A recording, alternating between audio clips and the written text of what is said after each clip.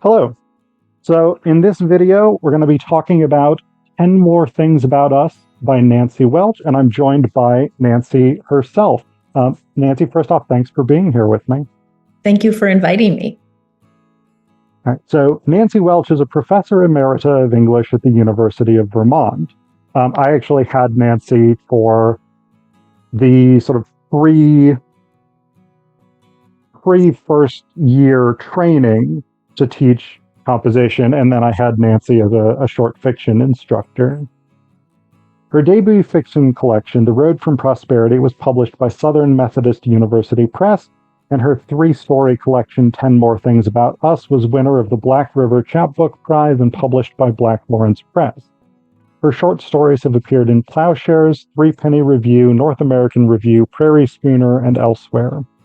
Her political essays about caretaking, labor, and higher education have appeared in such venues as Tempest, Spectre, the International Socialist Review, and Counterpunch.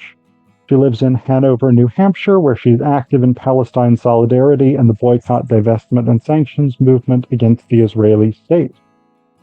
So, a lot of the questions that I have for you are really about sort of the themes of this collection. And one of the themes, or one of the sort of recurring elements, is disability, particularly characters with sort of degenerative cognitive conditions. So what in your experience are some of the challenges of writing about characters with disabilities, and why is it important to write about these characters? Yeah.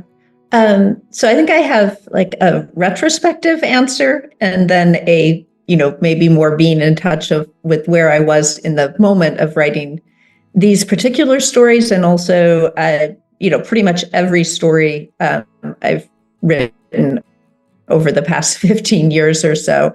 So retrospectively, I look back on these stories and consider that just about all of us will face, if we aren't already facing, a chronic or catastrophic illness. This is a social and shared reality. But we also live in a world and in a social political system that says that, no, this is individual and private. Yeah. And that completely privatizes the experience of illness, of disability, for the person who is experiencing it, and then for the people who are caretakers. And so the importance of writing such stories is to try to bring these experiences that are social and shared but are deeply privatized into view. And to say that this is a part of the lives that we live, and the challenges, are always to, and it's a challenge with any short story, and that is to always try to have a bigger perspective. So even if you have one point of view character, to always be thinking about what's flawed or compromised, or what's impinging upon that character's perspective and way of thinking about the world, and how to give some glimpses of that there are other ways of seeing this, that there are other experiences within this household, within this hospital room, within this doctor's office, whatever it is that's also bearing different kinds of witness to what is unfolding here. And so this is what I think about looking back, and and it's what I thought about when I said, okay, what are three short stories I have that might come together and be thematically cohesive but different enough from another to be a good chapbook submission. Yeah. And I had thought of it as kind of a pandemic exercise for my brain to, kind of get me thinking about, sitting down and writing rather than just going off on a 20-mile hike and panic sort of thing. so that's kind of the retrospective view. In the moment of writing these stories and others, I was, kind of constantly taken aback of, oh my goodness, I'm writing hospital stories. I am only writing hospital stories. I am only writing about illness and doctors and hospitals and panic about this. And who wants to read hospital stories? And so I was very grateful to the journals, that over the years have accepted these stories, that, affirmed that, that yes, there are people who want to hear these stories, but it was also, the reality that I was living. It was what I was witnessing with my mother as a caregiver for her mother, my father, her grandchildren, then her great-grandchildren. And then it was also what I was living with a very ill and progressively worsening spouse. And so, so that's, so at the time I didn't think about like, what's the importance of the stories, but it was just like, these are the stories I have to tell right now. And that seems to be my material. So, I mean, that's kind of interesting that you put it that way, because for me, the first two stories, Pretty and 10 More Things About Us, they certainly have that element, but they aren't, I wouldn't say that they are primarily sort of hospital stories. Like I'd say they're kind of half and half almost, between the focus on caregiving and the challenges of that, the challenges of living with a disability, but then they have other elements. Kovacic, which I'm probably pronouncing wrong, that one to me seems like the most direct hospital story as such. So I think that's actually one of the things I quite like about these stories, is that there is the focus on disability there, but it's not just here is disability and that's all that you're getting in this story. So I think that does a really good job sort of doing what you had talked about earlier with connecting this experience to larger issues, to other things in society that are communal problems and that people would recognize as shared experiences.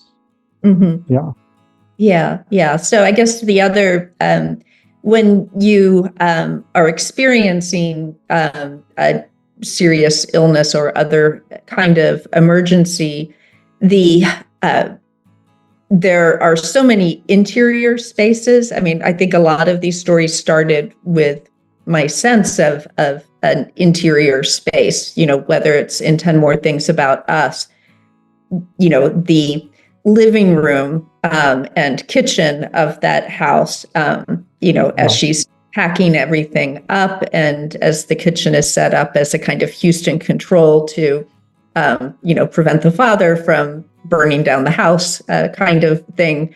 Or in Havazik, that rehab hospital room,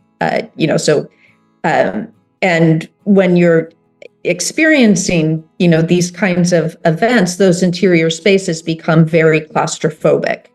And I remember once my first time having an extended hospital stay with a loved one, about 20 days into it, calling a friend and saying, I feel like I'm on an episode of Star Trek where they suddenly realize that they've reached the edge of the universe and there's like 20 feet and then nothing else. And, and that's how it can feel. So I also try constantly to think about what is outside the window. What happens if you open the door? What is that outside world?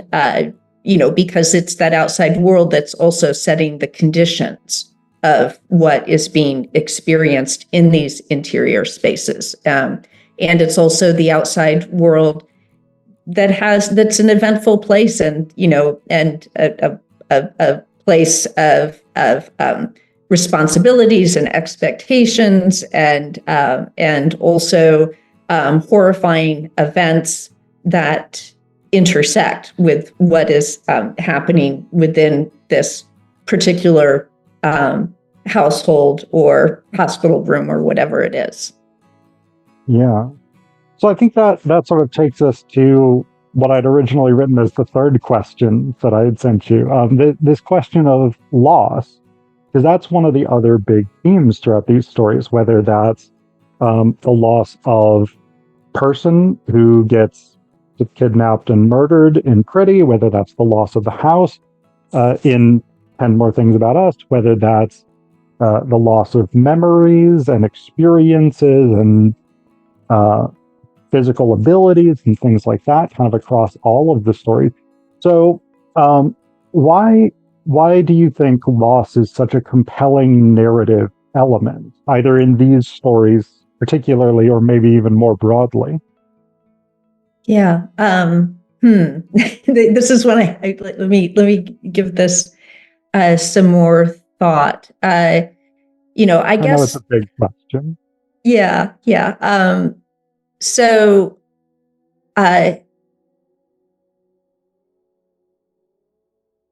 so when I think about, for example, with Pretty, there is, the main character, Trudy, who, has a whole set of ways that she has thought about her life, that this is what her relationship is with her husband. Even though they're exactly the same height, she'd always thought of herself as looking up to him, and and he's out there trying to conquer the evil environment destroying corporations of the world and so forth. And so there's a sudden loss of that person, and that she still isn't is struggling with grasping that he's still in there. It's just that he is increasingly unable to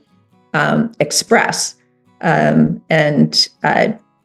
tell her what is happening inside him.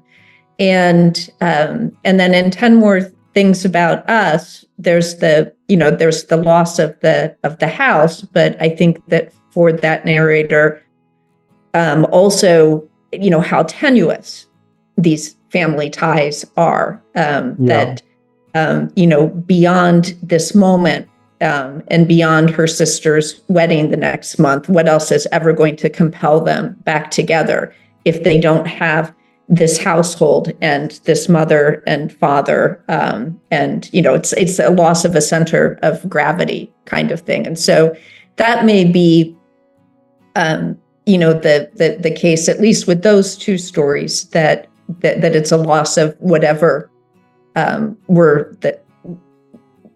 the center of gravity for these characters. And and kind of that that experience of just suddenly having not only the rug ripped out from beneath your feet, but realizing, oh, there's no floor there either. It's just, a vacuum, kind of thing. So, yeah. So I guess that it's those moments of, kind of being knocked back, on your heels and realizing the world is not what I thought it was, or my world isn't what I thought it was.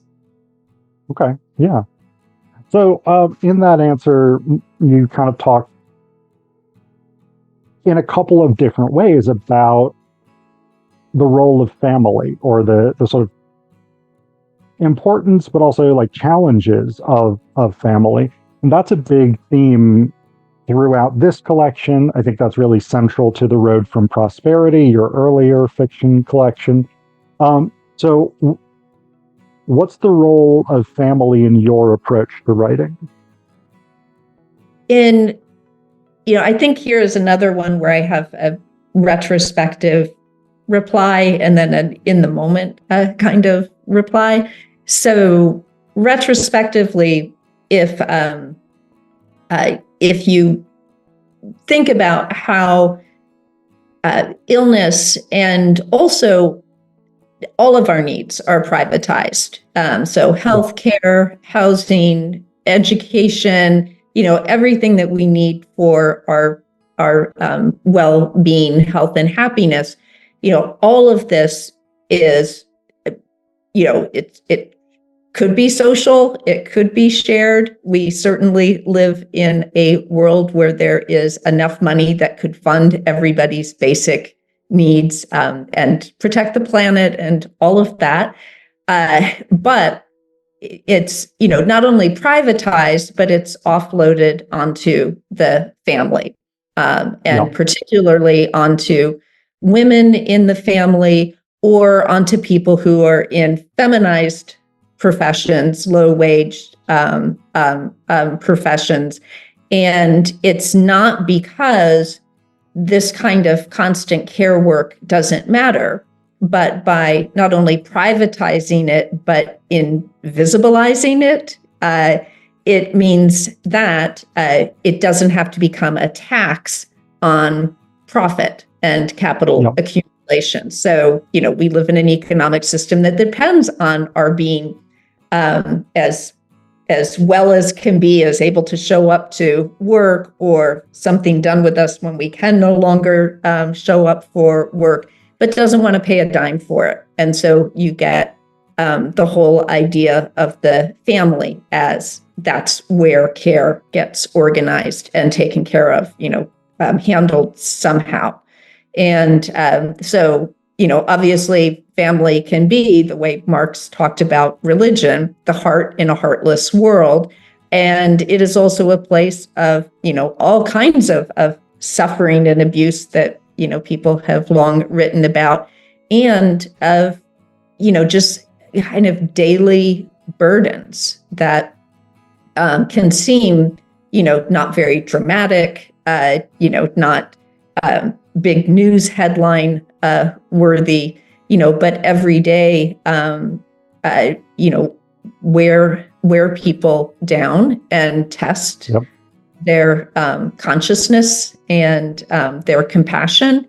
And so, wanting to make that aspect of what family means within the system is how I think about it. But when I sit down to write stories, I don't think, oh, I'm going to write as a socialist feminist who wants to lay out the hidden abode of social reproduction and, its role in capital accumulation. I don't, that's, there are some amazing thinkers like Tithi Bhattacharya and Sue Ferguson who do that analytical work really, really well.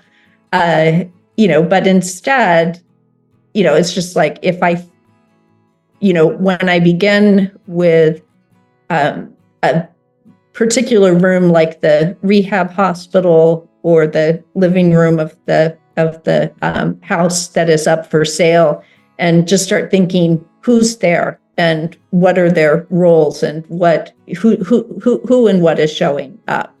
Or in the case of the beginning of Pretty, which happens, which begins outside rather than inside, or it's the interior of a car, but that moment of rolling into the intersection and then just asking the question of, who's in the car, but also who was in the car that almost hit them or that they almost, collided with.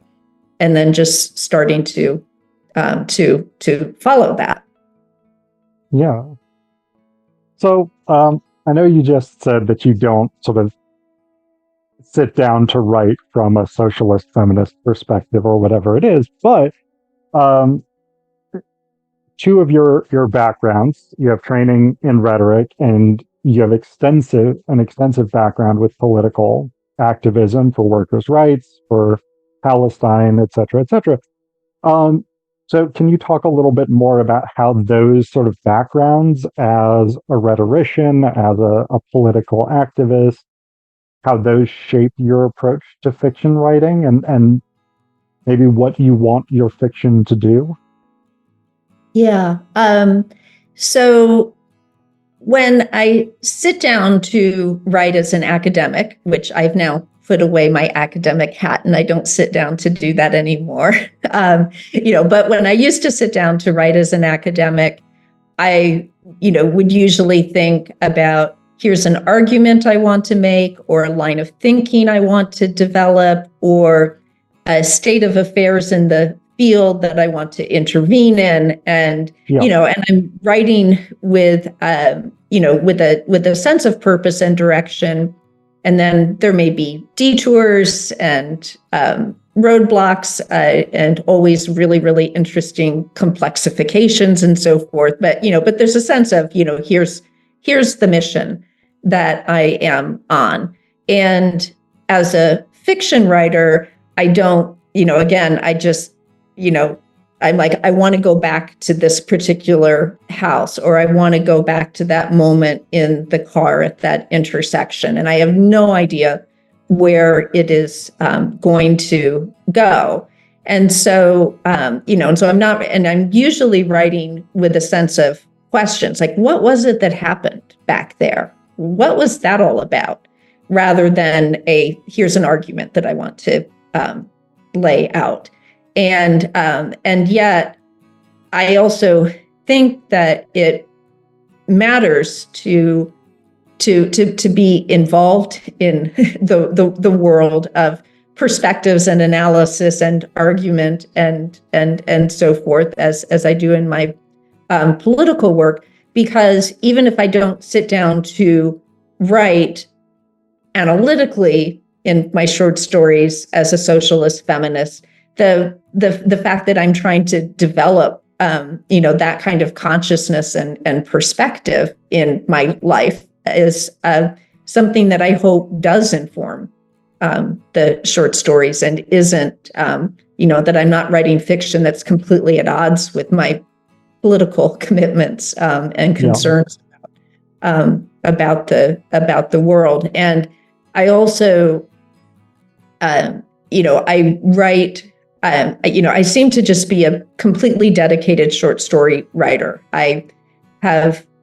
There are novels that just blow me away, like the love songs of W.E.B. Du Bois and Demon Copperhead, or just a few recent ones. And I'm like, I am not an epic thinker. I am not an epic writer. Short stories, everything seems to wrap up in about 7,000 words or fewer.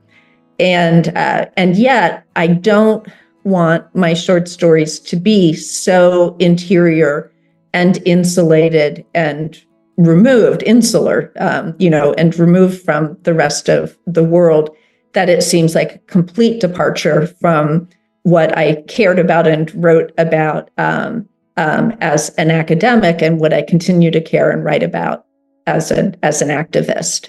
Many, many years ago, in a fiction workshop at the University of Pittsburgh, I came in with my draft, copies to distribute to everybody. And one of my classmates, Simon was his name, said, "Oh, here comes Nancy with another one of her domestic dramas." And yeah, so I'm like, both, kind of owning I write domestic dramas, and it's a highly fraught, vexed, politicized realm. So that both, was quite a stabbing comment, but it also was one. It's like, and I'm going to own that. And no domestic drama is little if you have your eyes, ears, if you are tuned into what's the world in which this is happening. Yeah. And I actually kind of like that in a way, because I've read a lot of South African drama, for instance, and apartheid era drama, there's a tendency in many instances to become sort of didactic. And for me, that, like, I get why that's necessary. And I obviously that's an important part of sort of revolutionary activity. But for me, as a piece of art, when it becomes didactic and it sacrifices sort of aesthetic quality for political speeches,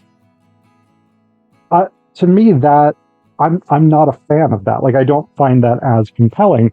And so something like the stories here, where there is that political element in terms of how care work is privatized, how poverty or lack of resources impacts people's ability to live well in the world. The challenges of education, things like this, those things are all addressed, but there's no soapboxing. So you get that sort of great, that political or sociocultural commentary in a way that's also an enjoyable read.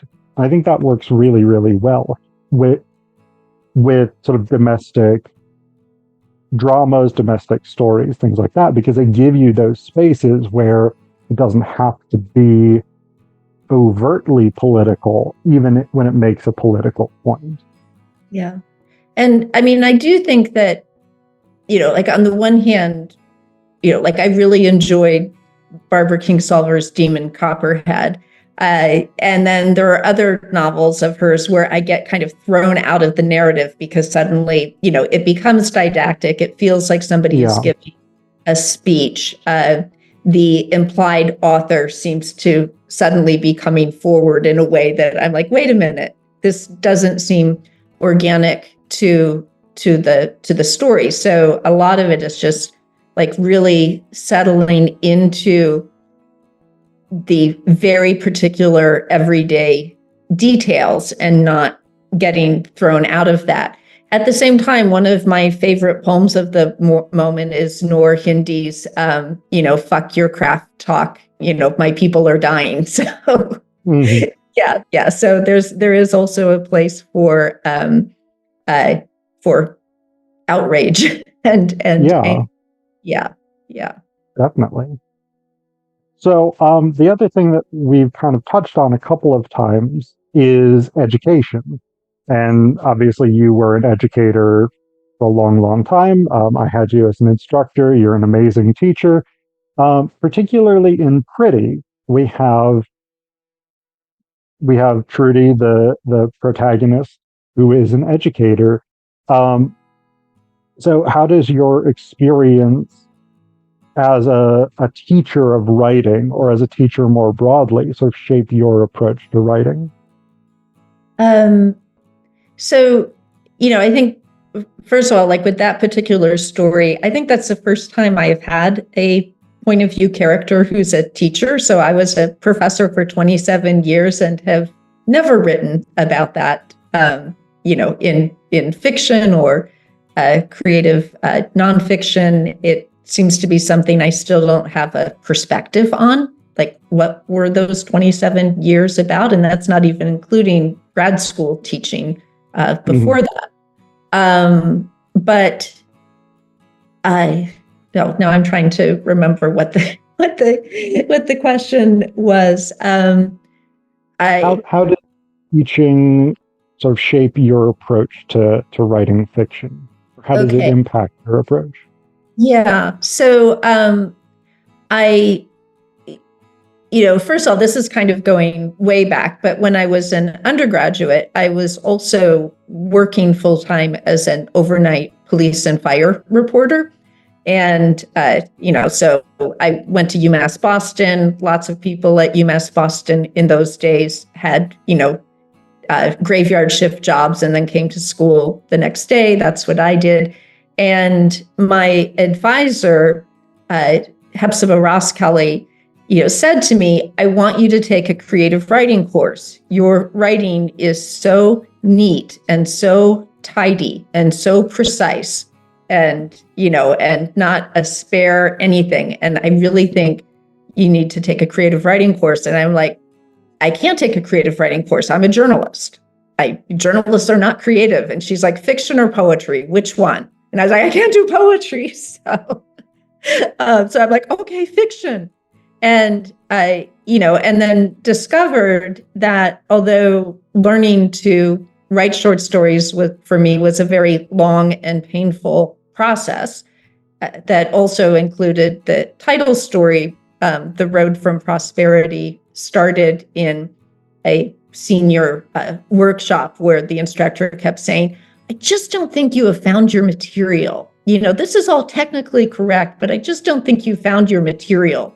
And so I went home and put on Springsteen's Born to Run and wrote what was the opening scene to that story, although it was years before I figured out what the story was. And I actually mailed it to him at his home with a note and said, is this my material?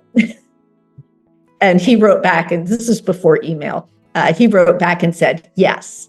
And so the kind of the chaos of it and the surprise is what I learned through fiction writing that then I brought into my approach to teaching composition and rhetoric, that instead of revision as being about a process of becoming more and more clear about the central thesis, it is about messing it up, and how much can you question, push against, open up, pursue those tangents rather than imagine that you're in Catcher in the Rye with, classmates shouting out tangent, or whatever that moment was. Of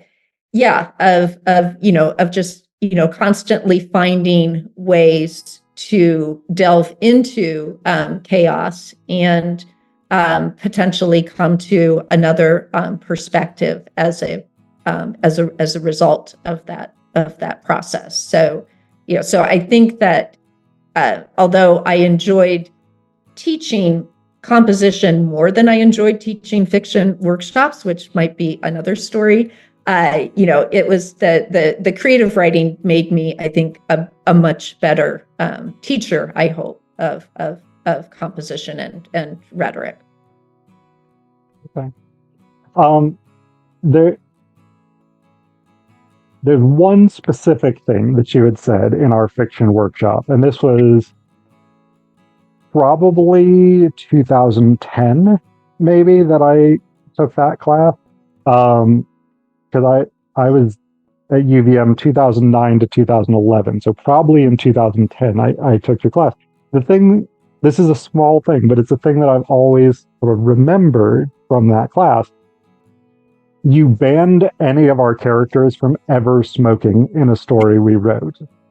And the thought process there was, smoking is a thing that you have your character do when you want them to seem cool, or you want them to seem introspective, or you want them to seem deep, but you don't want to do the actual labor of creating that depth or that introspection or that interesting quality of the character.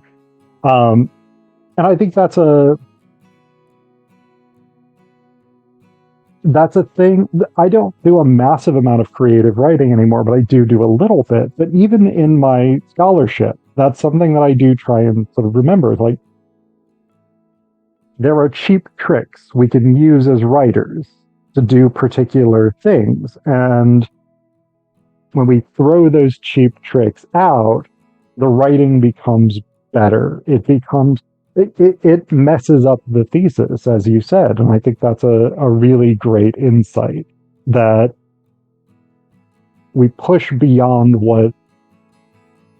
what seems most immediate, what seems most sort of obvious, because that's the first thing that seems most obvious. We push beyond that and we find what's really interesting and really what we as writers want to say. Mm-hmm. Yeah. And I think that's so funny, that the ban on smoking, I don't remember the first time I did that, but I just, told a class, all of your characters have nicotine patches. Okay. So they, they can't smoke. And by the way, I look around the room and I see skateboards and snowboards, and why don't you take your characters outside and have them get physical, instead of sitting on a bar stool, drinking too much, going outside, smoking moodily all by themselves. And so part of it was just the, recognizing in my students, but also recognizing in my own writing how much we avoid having eventful interactions with other people, with other characters, and yet, that is the basis of most stories. Charles Baxter has a wonderful essay in his book Burning Down the House about counterpointed characterization, and the character in a story who helps bring out something essential and unknown for another character, whether it's that character realizes it or we as readers realize, wow, this is, it's not antagonist and protagonist, but it's a counterpoint. Through her sister June, the narrator of 10 More Things About Us, something about her is revealed. And so, so part of the ban on smoking, was not only, my public health, announcement to the class, but also just get your characters doing something besides smoking cigarettes. And, talking to other people, that could be a really good thing. Maybe while you're snowboarding, great. Yeah. So, all right, Nancy, thank you so much for this interview, for your answers to the questions. It's been really, really interesting, and it's a great book. It's an award-winning book. Thank you for being here. Thank you. This has been delightful.